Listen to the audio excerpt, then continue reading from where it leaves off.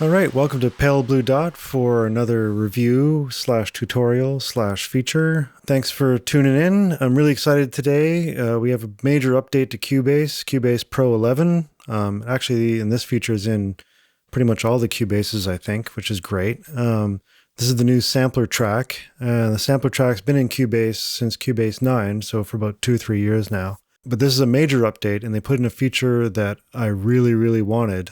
And that is being able to slice up WAV files and replay them on your keyboard or in the piano roll. And I'll tell you why, because project I'm working on, I'm doing some heavier, like metal kind of stuff. And frankly, I'm not the tightest metal player on the planet. You know, like I've got my backgrounds in alternative hard rock and stuff like that. But my chops aren't exactly machine gun tight. And something I developed in Logic, something you can do in Logic Pro is you can right-click a WAV file and just turn it into a sampler track. And immediately you can start playing that. And what I experimented with doing is play my guitar into my amp sims. I use only amp sims pretty much these days. So I have my DI signal going to my amp sim. You know, I track my guitar, and then I create a sampler track from my DI track, and then you feed that sampler track into a copy of the amp sim you're using, or, you know, a whole new one if you want, because we're in the wonderful world of digital possibilities. And you can then tighten up that take. You can go ahead and quantize that, move your playing around, because it's going to get chopped up into discrete samples all you want. Or since I also don't have one of those awesome 7-string guitars or like baritone guitars that guys are using for metal these days, or variacs, you can detune the sample just like you would any normal sample. You can detune your guitar, so you can transform standard tuning to like a low B or a low C or something like that. So that's what I'm going to do here today. So if you just want to follow along, I'll show you my method there. So here's a track that I just kind of gymmed up for this earlier today.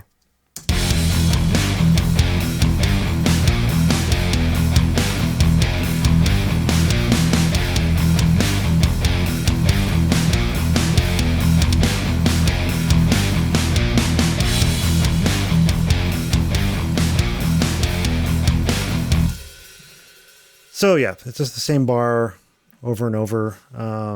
You know, sounds fine.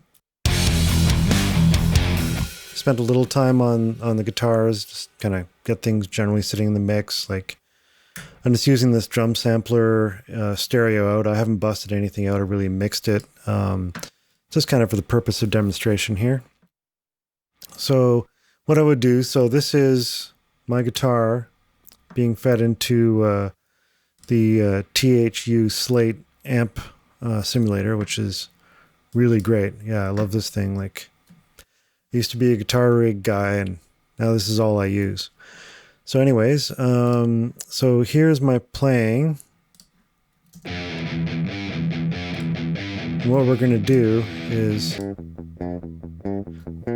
we're going to copy this into the sampler track, and then we'll put this distortion back on afterwards, but we'll be able to quantize this sample. You'll see what I mean here. So this is cool. So what you can do, I already cut this into a loop.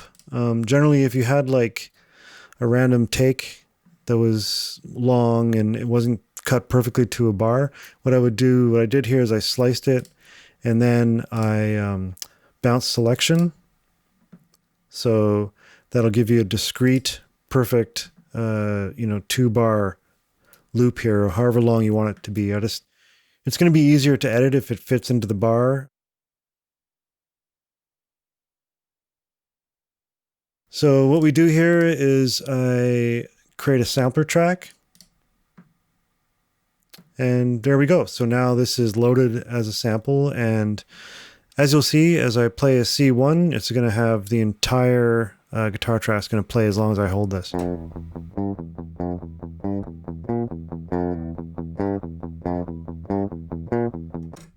Right? And then it'll pitch up if I play it elsewhere. Yeah. That's kind of awesome, actually. All right, so what I'm going to do, I want to chop this up by the transients into discrete samples here. So in Cubase, you go down over to Slice here on the bottom. And it's already got the tempo selected here. Actually, this is the wrong tempo. I'm going to fix that. I don't know why it's doubled it. I guess it's machine guessing that. So right now it's set to transients, which has done mostly a good job here.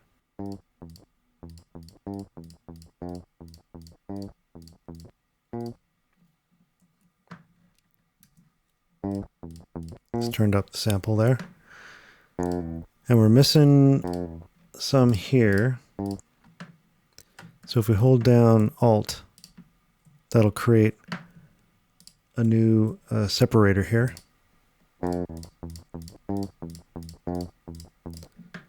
So this is pretty much divided how I want it. We can go in and fine tune these later. But for our purposes, this is ready to go. It's pretty simple. Now, when I went to do the next step, so what I want to do is get this MIDI playing up here in the project. And it took me a little while to find this because Steinberg was kind enough to not label this at all. This little MIDI icon here, where it says drag MIDI phrase to project. I'm going to take that, drag it into the sampler track. And there we go. So now we're going to have... I'm just going to loop this.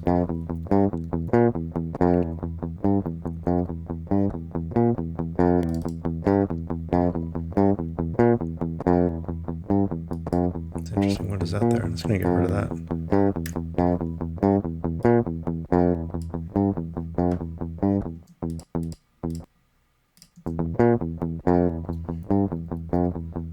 So the playing seems a little sloppy here. Look at that, I was falling behind the beat.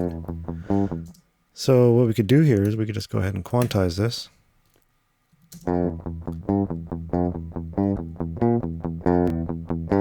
What's that? Huh. Let's check that out.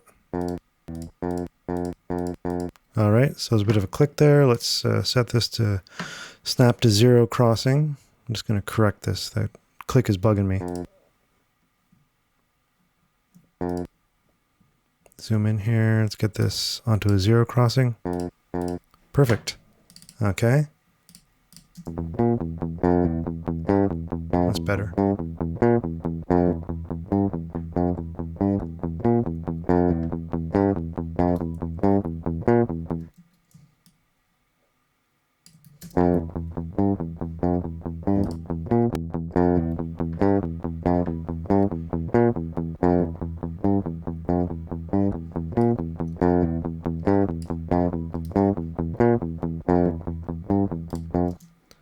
All right, so that guy's already loaded up. So now we have our first fake real guitar in here. I think I need to tighten these up at some point. Yeah, there's one too many here. Timing sound a little bit off. I'll have to tighten that up later, but let's leave that for now. That's more my loose playing than anything else. So I'm just going to rename this sampler track so I don't get confused.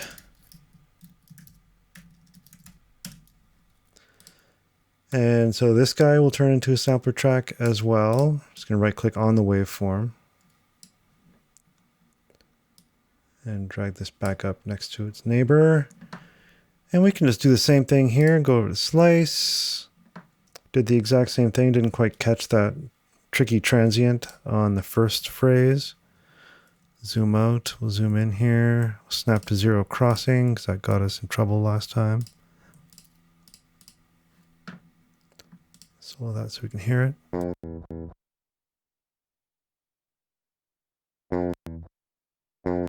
Oh, there's another one.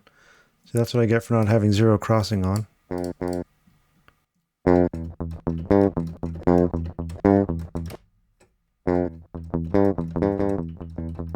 That's so cool. All right, so I'm going to drag this guy over here. Oh, right. I see what it did. some reason it's still doubling the tempo because this song's really slow. So I guess it thinks, oh, I see what it's doing. Yeah. It's kind of assuming it's 1 bar when it's actually 2. Cool. I mean, still works. Easy enough to fix. All right.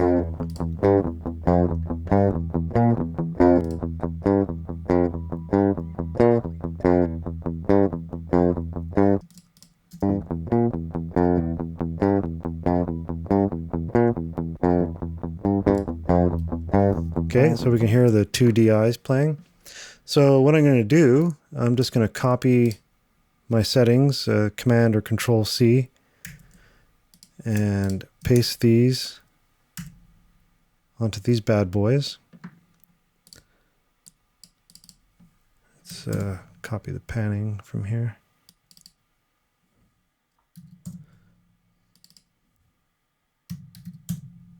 Try to be exact.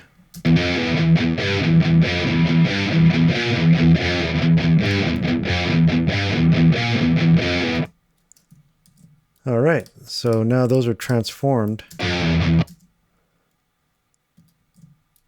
Those are transformed into guitar parts.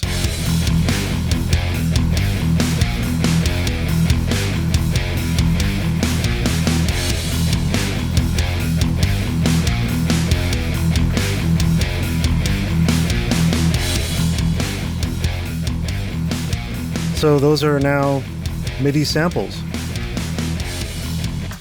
So now we have full control.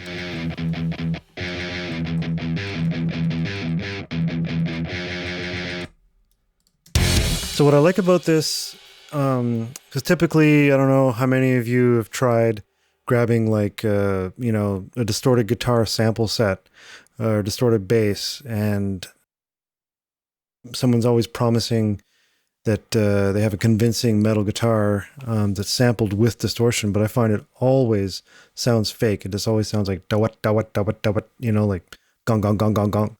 But I kind of see the thing is I want some of that machine gun aspect. I want to be able to control that because the album I'm looking to do, I want it to be like super tight sounding and tighter than I can play. But I don't want it to have that kind of sterile sampled sound that you get when the distortion is sampled too. And I find when you feed this direct sound into an amp sim, it's pretty convincing. Like this sounds like me playing. Sounds like a human. I'm gonna quantize this one and see what we get.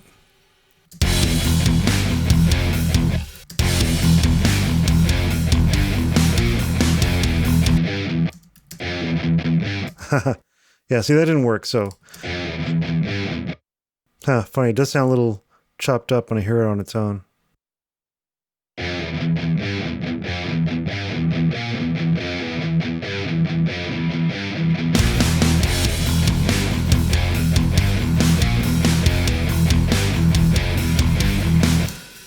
All right, so we got those sounding pretty good.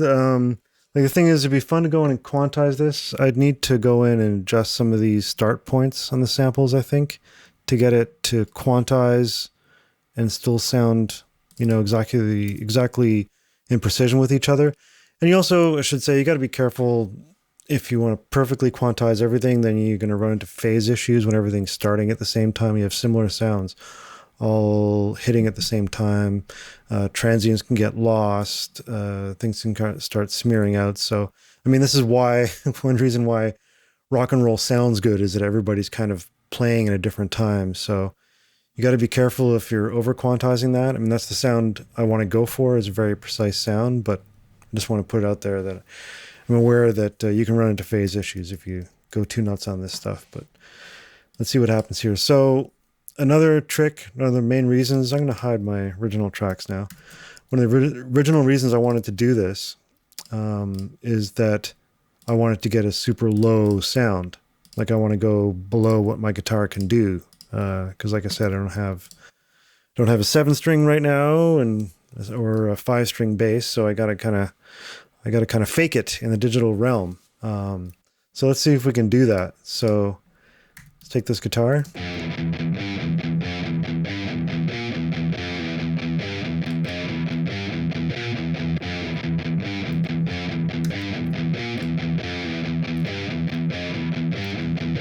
Okay, so let's pitch this down. So this is in standard E tuning, and I want to go for a low B, as if we had a 7 string. So B is 5 semitones down from E. So I'm going to do that to this track. This setting is global. I'm not 100% certain because this is brand new, and I actually just figured out how to do this yesterday. But I believe these settings can't be done per slice. And if that's true, I would love to see that in a future update where I have more control over each slice, especially the attack, decay, sustain, and release of each slice would be very helpful. As far as I know, this is all global, which is fine. Great to have the options, and for my purposes, not a big deal, but yeah, in the future, I'd like to see, maybe that you could just separate this setting by global or individual. That'd be cool. All right, so getting back to this, I'm going to lower this one by 5 cents. And then I have a MIDI bass here.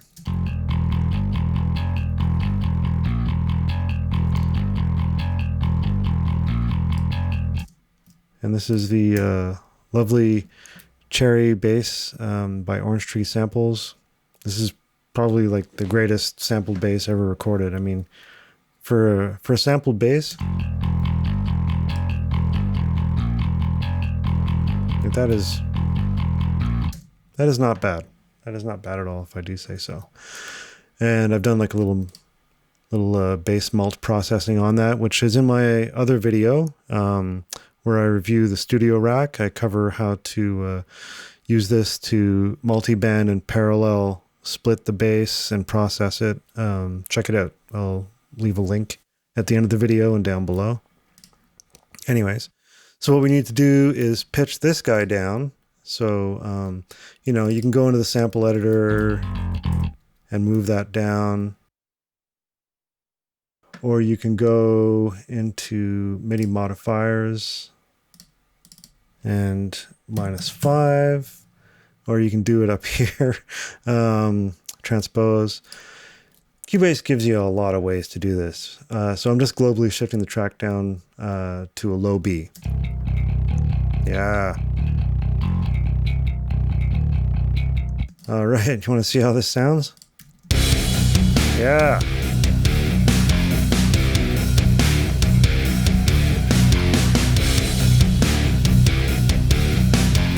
Dude.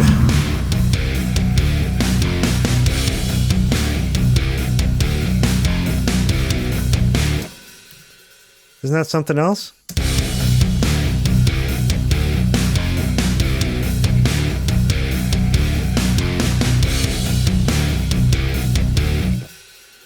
I love that. That's amazing. I'm so glad we can do this in Cubase now. Like I was at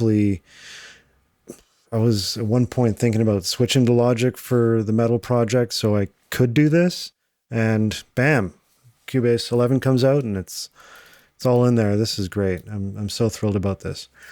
So now here's the thing we can do. We can go beyond what we just recorded. You could use this to record it, pitch it down, and tighten it up.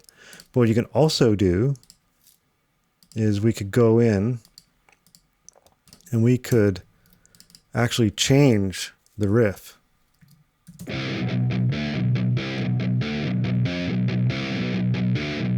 So say I want to make this, get some more 16th notes in here, like some digga. So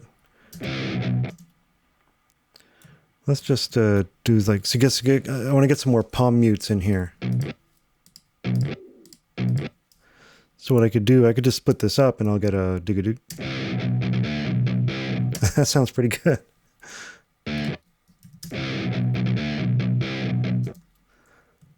Let's try another one. It's a little weird. I think it was this one I was thinking of.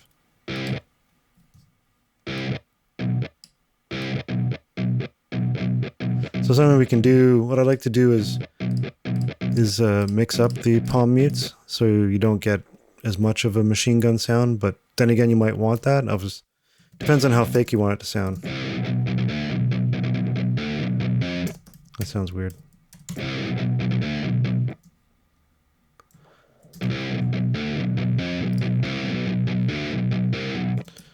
Let's just stick to a bar here.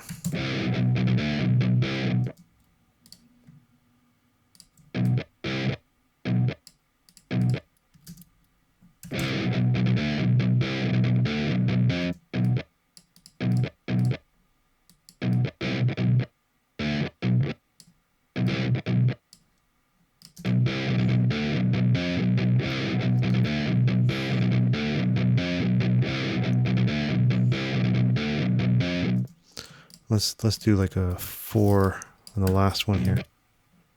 I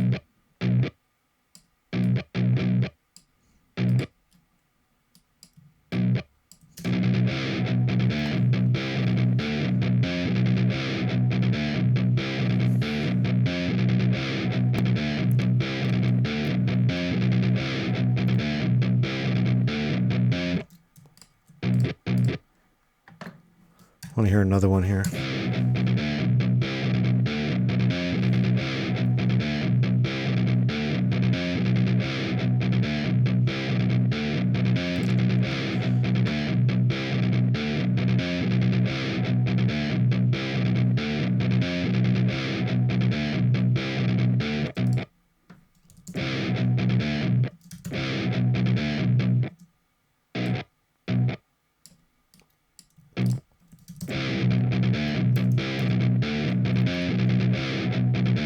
Let's stick with this for now. So now what I need to do is I need to mirror this in I need to mirror this in our next one. So I'll just copy what I've done here.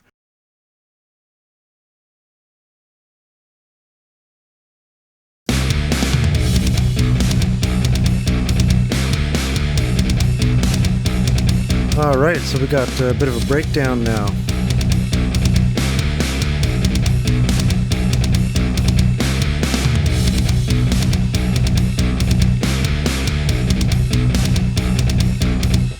So basically, yeah, I was just looking for palm mutes. So you have like the heavy palm mute and then that lighter one. So if you alternate between those,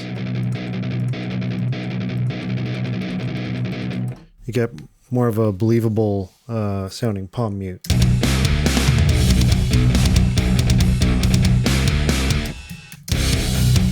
So let's see, we started off with this. Actually, let's rewind here. Let's see what we actually started off with. So I'll remove my tuning. So this is what it used to sound like.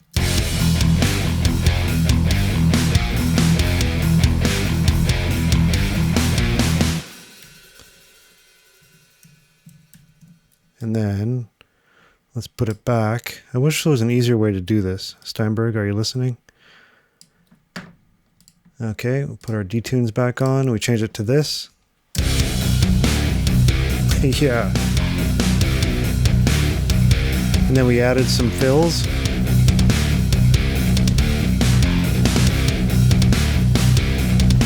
And then we went nuts.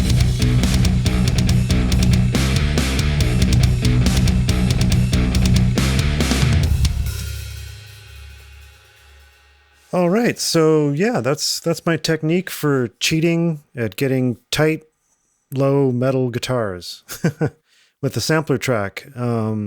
Yeah, so if you have any questions, hit me up in the comments. I'd love to answer them for you. I'm not sure if I covered everything here. I kind of spaced out and got into it there for a while, but it's super fun. Like I cannot tell you how excited I am about this, and I'm going to be using this all the time. This is also great for vocals. Check back soon. I'm going to be doing a tutorial on cutting up the singer to create backing tracks, which is super popular these days. I'm sure you're hearing a lot in pop music and indie stuff where the background is created from the singer's voice, just sampled all over the place, sped up, slow down, drenched in reverb. So yeah, I'm going to do a tutorial on that. I had a chance to work on a song recently where I got to do that. So yeah, if you like the video, like and subscribe. Thanks for watching, and I hope to see you soon. Thanks so much. Bye.